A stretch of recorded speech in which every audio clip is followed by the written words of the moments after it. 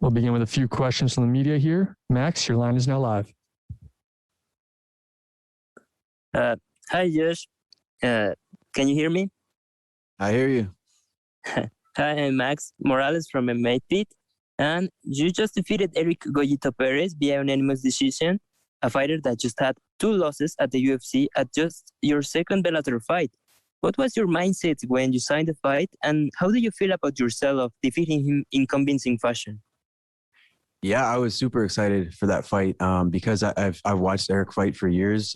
He's a great fighter, and he's a big name in the sport. So, yeah, to get that fight, my second fight in, it was a big one, and I was very happy with my performance. I think I showed a little bit of everything. You know, striking. I showed my wrestling, my grappling, conditioning.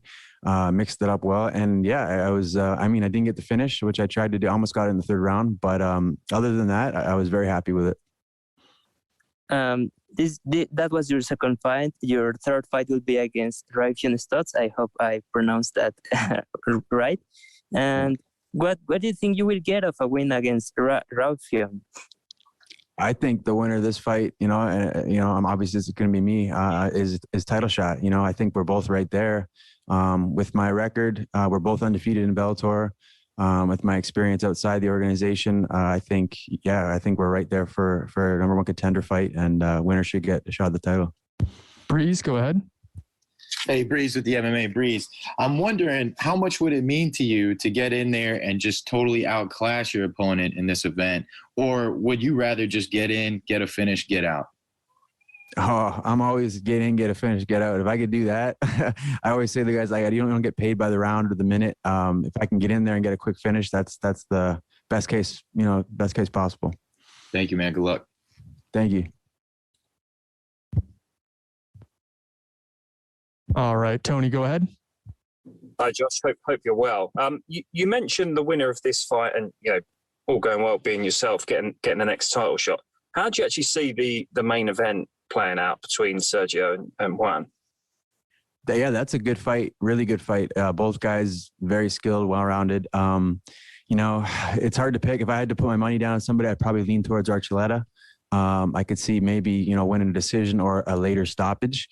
But, Sergio's good striking, mixes it up well, good conditioning. So that's a good fight. But if I had to pick one, I'd probably lean towards Juan. Okay. Thanks very much. No problem. All right, Dylan, go ahead. Hey there, Josh. Appreciate you making some time. No problem. I just wanted to first start off by talking about something coming off of me speaking to Raufeon Stots. He was very complimentary of your acumen as a fighter, and also said you guys are pretty stylistically similar, but also among the dark horses of the division. I'm kind of curious your feelings on that characterization overall. It's funny because I've actually said the exact same thing in other interviews. I said he's a good fighter. He's well-rounded. So I have respect for his resume and his skill set. I think we are very similar as far as skill set and attributes. We're both athletic and, good wrestling, good striking, very explosive. And yeah, we are the dark horses in this division. I think this is kind of the fight that's, we're both at the top there within the top 10. And I think winner should definitely be in line for a title shot. Yeah, and when I spoke to Raufeon, that was part of my show, Bouts Talking Bouts, which is on that MMA Power Hour podcast network. And I'm also noticing you're part of that too with Jason and the Gentleman. I'm kind of wondering how the experience has been in the podcasting world overall. It's cool, man. It's just two guys shooting the shit about fighting, basically. So yeah, it's something that we just kind of did for fun, just as as a hobby to stay interactive in the MMA world. But yeah, it's cool. I like it. I mean, we do commentary together, so that it just kind of builds off that, and it helps us in our commentary as well when we actually get back to it. So that's kind of the main reason we did it. But yeah, I'm enjoying it. Nick. Hey Josh, Raufeon is 3-0 in Bellator so far. I'm just wondering, have you been impressed with what he's done in Bellator so far? Yeah, for sure. He's 3-0 in Bellator, 15-1 overall, and his loss coming to a good guy. So yeah, he's a good, very good fighter. So yeah, I'm impressed. But I'm doing me too. I'm 2-0. I just have one more fight to me, but that's why I think this matchup is very compelling. you're the underdog for this fight. You were against Eric Perez as well. It seems like you're the underdog for most of your fights, yet you're 20-3 as a pro. Why do you think they're favoring Raufeon and not you? I don't know. I'm always the underdog. I don't know. Maybe just because I don't push my social media as much as some of these guys. Maybe I don't have a big following. Canadian, I don't know. But yeah, it doesn't matter. I prefer being the underdog. You know, that's cool.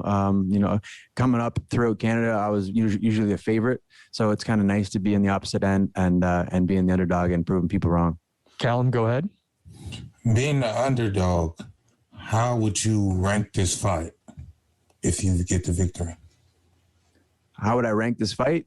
Yes. You know, I like I said, I wouldn't consider it a big upset. You know what I mean? This is, you know, I've been in there I have 20 wins, you know, and I've only lost to 2 men. So yeah, this would be a big win for me, of course, because it's just every next fight is your biggest fight. My last one was a big win, and this one will be as well. And this one could hopefully give me a line to get that title shot. So it'd be big. Simon, your line is now live. Mr. Josh Hill, Simon Romero behind the grind. Being a fellow Canadian, what are your thoughts on the current MMA scene in Canada? What's up, buddy? The MMA scene in Canada sucks right now. Just because Canada sucks right now, and just the way that they're handling this whole pandemic. I'm fortunate enough to be able to fight with Bellator, and they're putting on shows, which is great. But I know a lot of people back home are you know, having a tough time getting fights and whatnot, just because of the way things are run and the protocols and whatnot. So MMA was once the hot spot, you know, Canada being one of the best spots there is for it. I'm just hoping things will change over time and get back to those ways. Yeah, for sure. And you train with a lot of Canadians coming up. So could you name a few that are coming up out of Canada right now? Oh yeah, I mean, you know, AJ, you know, Aaron Jeffries, and you got Jasmine Jets Vicious, and you got Anthony Romero coming up, Siri City. I got some of my amateur guys, Liam Gallagher and Isaiah Sharp coming up. You know, all the guys, you know, the ex Parabellum and Niagara Top Team and House of Champions, you know, and of course my gym Vision Quest. There's a whole bunch of up and comers there they're gonna take over the scene. Kobe, go ahead. Hey, Josh. I was curious how you felt about the Bellator rankings. You fought for the promotion pre-rankings, and now I'm just wondering, as a fighter, does it give you like a good way to game plan out your way to the belt? Do you like the rankings? Do you dislike them? I've never been a big fan of rankings. I understand why they do them. It definitely helps as a marketing, you know, strategy. And, you know, rankings is your number 5 guy in the world, number 2 guy in the world. I get that. So I'm all cool with it. I feel I should be higher, you know, but I think every fighter is going to say that. Just, you know, every fighter thinks they're the best, or at least they should.